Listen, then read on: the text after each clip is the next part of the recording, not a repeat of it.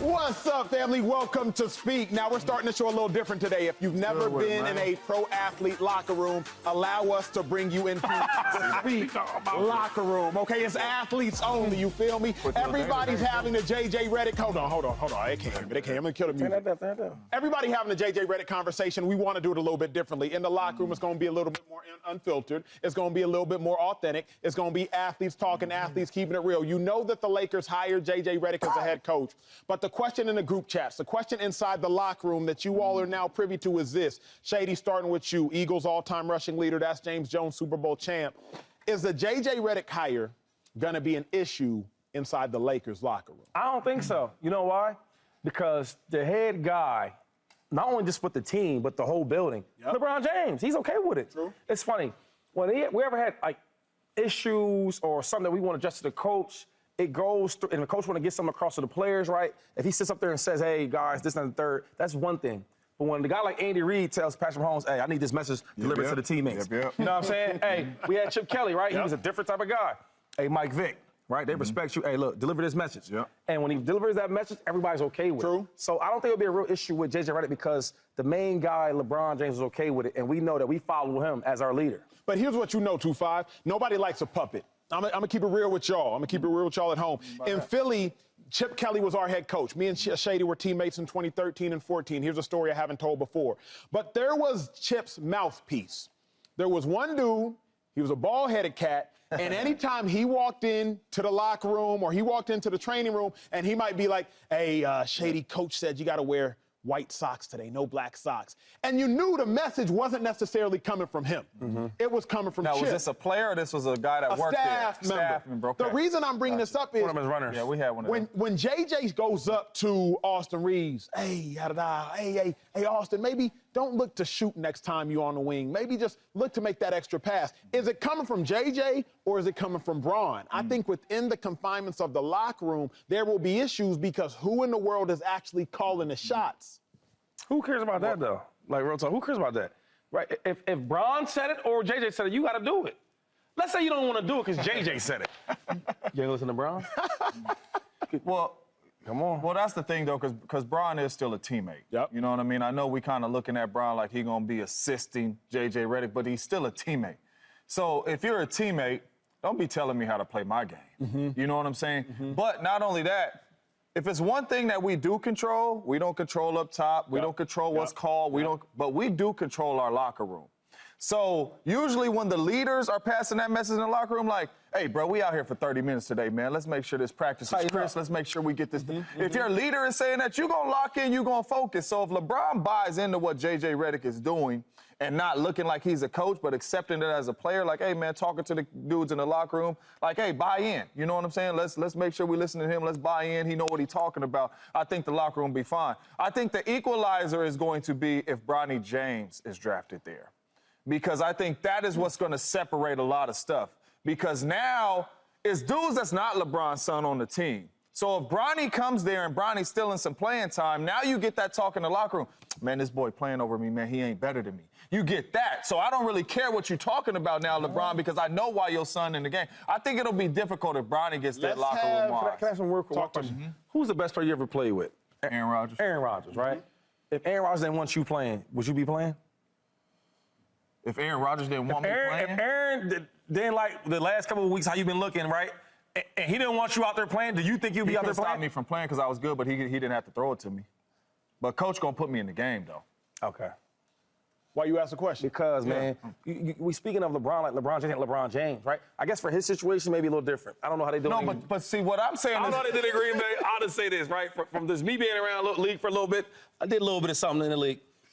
If a guy like Tom Brady don't want you in the game, but you're not gonna be in the game. But Patrick Mahomes, wide receiver, this and that third. Now, that, you know, he's dropping a lot of passes, this and that third, tips, turnovers.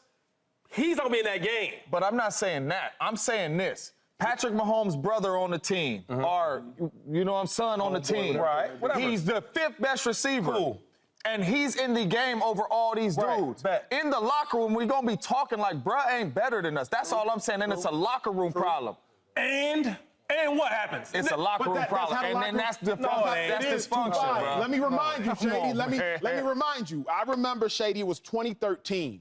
Okay. We had a dude, I'm going to put names out there because it's been a while now, statute of limitations. Oh. We had a dude, B.J. Cunningham, played at Michigan State. I think his name B.J. Oh, Cunningham. wide receiver. Wide receiver, played Michigan State. Yeah. He had 1,300 yards in college. He had like 13 tugs. He got cut. And instead, Chip Kelly kept a dude on practice squad named Will Murphy. Will Murphy, in his whole career at Oregon, he was number 84, whole career at Oregon, had 284 receiving yards and like 18 Was he better than Brown, or he just knew him? No, but he went to Oregon. So he had a relationship with Chip. So we cut a dude, B.J. Cunningham, 1,300 yards, Michigan State, like 13 touchdowns, and we kept a dude who had like 200 yards his whole career because his relationship with the head coach. I'm getting somewhere with this. JJ Redick got a relationship with Bronny because of his relationship with Bron. No doubt. If Bronny is on the squad over some cats that should be on squad, I agree with you. Because I remember looking at our roster, Shady, I don't know if you remember this. It was practice squad, 8 people at the time. Active roster, I think 51. 51 plus 8, like 60 people on the team. We had like 8 Oregon cats. Yeah, we did. We had 8 Oregon cats on our squad. They made up like 13, 15% of the team, all from one college. I'm looking here like they're not better than some of these other players. We're not fielding the best team. That's all I'm saying. We're fielding the team that is closest to the head coach. So I couldn't even go out there with confidence because I'm sitting here like, bro, how in the world is this dude on it? Coach, you just cut an All-American second-team cat and you kept a walk-on. You kept a walk-on in Oregon on the squad. So I feel you, bro, because if Bronny is on the team. And that's a good thing, but like even that scenario, right? Because that did happen a lot with the Oregon dudes. But it wasn't like a big thing talked about because the main guy, Michael Vick, he okayed everything. I'll give you one more example before we move on. Riley Cooper. He had a little situation. He said what he said, right? And we all was mad. All the black people was like, yo, how he saying something racial about this and that? We was all upset. Mike Vick talked to Chip and this and that because we are a team still. We still got to play games together, right? White, black, whatever it is, we got to play together to reach our goal.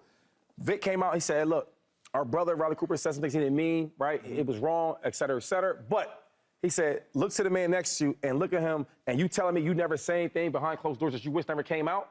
And everybody was like, yo, we all perhaps said things that we didn't mean, right? And once Vic said that and kind of talked to the team, we kind of got over it. Because the main star on the team, the quarterback, the main guy, and then we talking about LeBron on this situation. You telling me that it's not going to go over smoothly? Yes, it will. No, because I ain't trying to hear that. I'm better than your son, bruh. And JJ Redick is putting him in the game. Better than LeBron. I know, but the beat is not with you. You should be in over me, bro. Hold me back. Y'all, the problem I think that's going on here is y'all having a superstar conversation. Talk to your boy. No, because I'm not having a superstar. Because here's the thing, Shady, I don't think you cared about the bottom feeder conversation. Not really. You didn't have to. So if there's 8 Oregon guys on the squad, it don't matter to 2-5 because 2-5 in this situation is Anthony Davis. So it don't matter to you. If Bronny's on the squad, you don't care because you're not looking at the end of the bench. AD, you a top 75? You top 75 like that. You That's the second best player on the team, though. At least you I say it to say you're not looking at the end of the bench.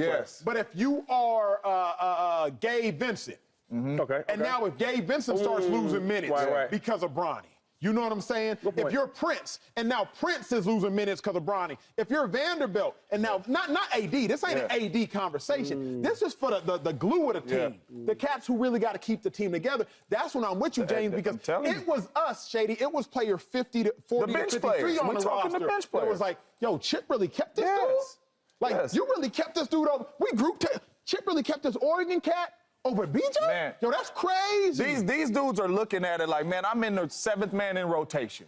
And then all of a sudden we draft Bronny, and I'm better than him, and he's the 7th man. That's a problem. And now in the locker room, that stuff is going to. So JJ Redick, if Bronny does come to the team, it's going to be tough for him to figure out how he's going to manage that. I'm not trying to. No disrespect to nobody, but the guys that you talking about, the 40, what do you say, 40 to 50, you know, they don't even matter though. But the thing is, they don't matter. They're the glue to the team in the sense that, like, the difference between winning and losing for the Celtics this year, keeping it in hoops, it wasn't just JB and JT. It wasn't Brown and Tatum. It was really the dude who chipped his tooth in Derek White. It was really Holiday. It was really Horford. It was really Porzingis. It was really number 30, Hauser. It was really Pritch. It was really like 5 to 8. It wasn't just 1 and 2. And so, like, Shady, y'all make the team go. You and Vic and D-Jack. But it's really the backup safety, the backup linebacker, the backup linebacker that got to be the starter. Like, it's really them cats. The filling lineman. Locker room's open. Now we got to watch that talk, huh? Whoa, so media coming in. Media coming in. Take my phone off, or they start asking me questions about. To the shower, dog. Fellas, what's going on? It's loud out there, bro. How you doing, yo? What's up? All good, yo. Appreciate you. What's your name? Appreciate you. Y'all good, bro. What's your name? You don't know Slick? Bro, he been covering the team about 15 years now. Man, what's up, homie? Yeah, say the top beat You reporter. never asked me no questions. What's up, Slick? Oh, I talk to everybody. What's up, Slick? What you? We just haven't gotten to Your it next yet. report, you write about me, though. Be respectful. We gotta get a chair. Hey, Mr. Thank you. Thank you. Your next, real talk, man. Your next report you write about me, be more Because that last article you wrote on Yeah, 2-5. You one of them. Come on, man. He one of them. You know what? I got to keep it real. I got to keep it job. 100. Hey, Shade. You think that Donald's better than me? Shade. When you 25 carries, 25 carries, 185 yards. You telling me better than me? when you ran for 200, who glossed you up? Who glossed you up? Pause, but you all right. You did give me love, though. My boy Slick. What you got for us, Slick? I'm just wondering, how much, because we don't know who is going to be the assistant coaches. True. For JJ at this point. But I'm wondering for you guys, how much does that affect the way you look at the coach and the way you interact with the coaching staff? Does it matter who the assistants are? Does that change the dynamic? Hell yeah. Oh, yeah. I would say it's because sometimes you always don't, everybody doesn't have a great relationship with the head coach. True. That's how it is. Head coach is busy. He's responsible for the whole team, right? And it's always important to have, like, different, assistant coaches that you can probably relate to. I'll give you an example. I heard about Rondo maybe one of the assistant coaches, and I'm super excited about that because not only did he play at a high level, super smart, intelligent player, right? But as a coach, you can relate to, hey, I'm in a funk right now, right? And he can maybe talk to the head coach, let's give more different offensive schemes for Shea to get better, right? Or get more comfortable. So I love having coaches like that aside from the head coach. You know what's interesting, though, man? Let's personalize it again. Y'all in the locker room doing things a little bit differently here. I remember when we have a head coach that doesn't have head coaching qualifications. Yeah, there it is. And you got assistant coaches that got more qualifications than the head coach, you got tension. I don't know if y'all talking about, cooks in the kitchen, they talk about it with different analogies that are probably politically incorrect at this junction in time. Let's go back to Philly, 2-5. When Chip came to Philly, he had never been a head coach in the NFL.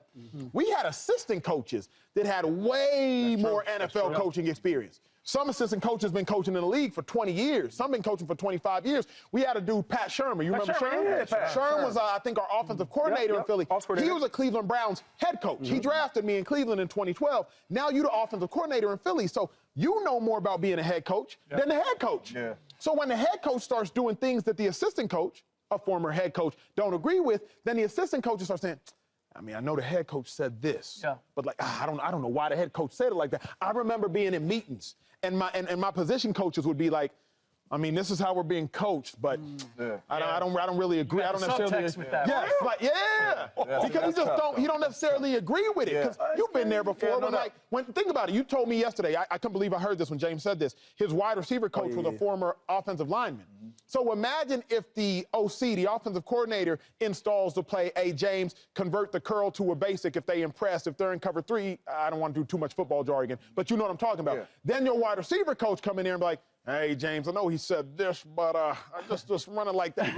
You start to get a little bit of when the head coach doesn't have as much power as experience as the assistant. But see, I'm on the other side because I want to see him hire a really good staff with a lot of experience. This is my first time doing it. I want to be able to lean on a lot of you guys. You hear a lot of these young NFL coaches. Antonio Pierce brought Marvin Lewis on as assistant head coach. Help me how to do this. I'm not saying you trying to take it over, but I need help trying to do this. It's my first time. Yeah. So, and not only that, in the locker room, when you hear dudes like Marvin Lewis or you hear dudes like Sam Cassell, maybe some dudes that's respected, instead of dogging JJ Redick, hey, man, listen, hey, get a young boy some time, man.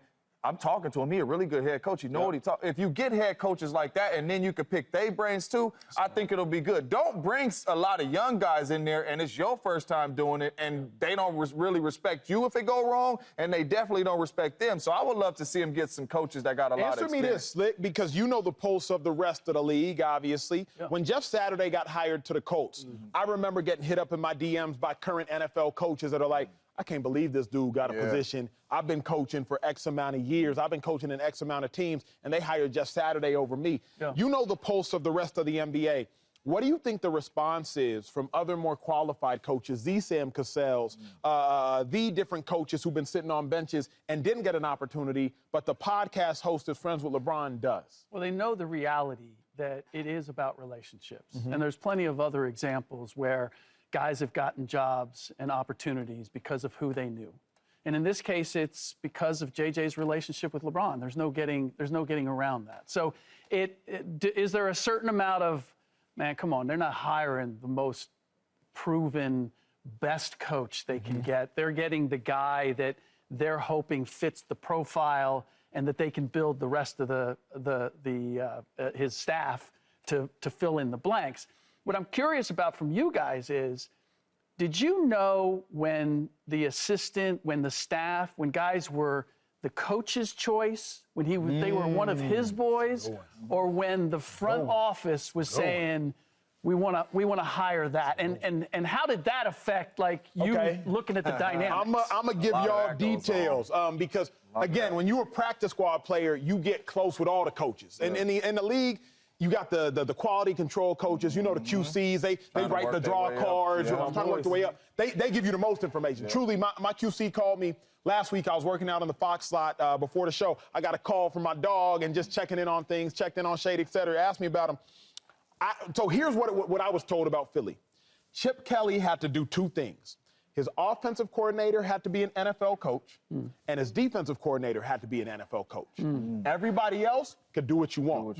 So the offensive coordinator, I believe it was Pat Shermer, former Cleveland Browns head coach. The defensive coordinator was Billy Davis. He was my linebacker coach in Cleveland. That's how I ended up getting traded from Cleveland to Philly. Shermer drafted me, and Davis moved over. They acquired me. So Chip had no ties to Shermer at the time, I don't believe, had no ties to Billy Davis. Those were his DC and his OC. Everybody else, you start Googling, they knew Chip from New Hampshire in the early 2000s. They knew Chip from Oregon. They knew Chip. So I was able to kind of deduce, like, okay, this is Chip's homeboy, and this is probably Jeffrey Lurie, the owner of the Eagles, requirements. So that's what I knew, but what about, did y'all garner any of that, James? See, for me, it was all, I didn't mind it if they knew what they was doing. But if you're hiring your boy to coach me and he played O-line and I play receiver, or are you hiring your boy to coach me and he played linebacker and he's coaching the running backs just because you're trying to get your boy a job? Like, come on, what we trying to do? You know what I mean? Like, you really here for a relationship. And like I said, as a player, like, respect is everything. We want to know you know the game, too, as you're coaching us. And if you're not coaching us like you know the game, or we know you don't know the game and you here because you're buddy, that's a problem. This is the challenge that JJ faces in putting his roster and his staff together, because most guys come in and they at least have a few guys that they've coached with, that they've developed relationships with, and the hierarchy in terms of what they do and who's in charge of what is established. He's coming in here with guys that he's just putting together for the first time, and JJ's in the midst of trying to establish his authority and at the same time make room for these other cats. And I just look at, like, you know, Rajon Rondo is one of the guys mentioned. Rondo's a hell of a choice. Rondo's a hell of a choice, but Rondo has a bigger profile than JJ does as a player. And as a freaking mind, and as a Jordan role. And has played with LeBron. So now you get that and he won a chip. He won a chip. That becomes, like, that's something to work out. But also, I mean, that is a good point. But there's always, like, roles, right? And also Rondo's coming on there, which a lot of people want, like myself. And I'm sure he's not going to, like, overstep his boundary with the head coach. Because like, here's what I'm saying. What I'm saying is, like, the Rondo I know, the Rondo's going to say what he needs to say. I get that, but, like, for JJ Redick to go out there and get Rondo, like, that's respect to Rondo. But Shady, look, me and you had these conversations on air. We have these conversations off air. Just because that respect should exist, don't necessarily mean it do. I get you. But I mean, he can get fired, too. All I'm saying is you running the show. Rondo, if you listen, especially the players that he played with, and even with the Laker run. The Laker run, they was phenomenal when they won the championship in the bubble, because they talked about how Rondo was like, nah, AD, take your big self back in that post. You need dudes like that. You talk about the IQ of Rondo, so I love him on the roster. I I'm gonna give him the benefit of the doubt. I don't think that he's gonna overdo JJ. If there's a timeout, right? Sure. He may be like spot on about a play. I don't see him cutting off the head coach to give. I don't see that. No, I don't either. I'm giving him the benefit of the doubt, but I'm just saying those are the things that have to be worked out. Yeah, and in the heat of the moment. With that being said, though, Slick, I got a question for you. Do you think these coaches that have more experience than JJ Redick will turn the job down if JJ Redick offers them the job just because they feel like they got more experience and they don't want to work under him? How do you think that would go, like, if he reached out to some of these big time, like, say if he reached out to Amani Williams, whoever, like, do you think they would turn that stuff down because they like, man, look, I'm way more qualified than you. I'm not going to work under you? I will tell you, and I'm surprised by this, because my answer would be, off the top, it would be, yes, they'll turn it down. They're head coaches. They're already paid. Like, they don't need this job. I would say guys that are out of the mix that still want to be head coaches, they might take it the way Jason Kidd did under Frank Vogel, because that got him the Dallas job, right? But I will tell you, I was just texting with high-profile coach, and one of those guys who I would think doesn't need to be an assistant to get his name back in the mix, and he said, if the offer was right, I would do it. So I think that Lakers name big carries brand. A lot of weight, and guys who want to coach, that it's in their blood, they'd be willing to do it to help JJ. We got team. Subscribe here to get the latest from Speak, and go watch a few segments from our other shows on FS1.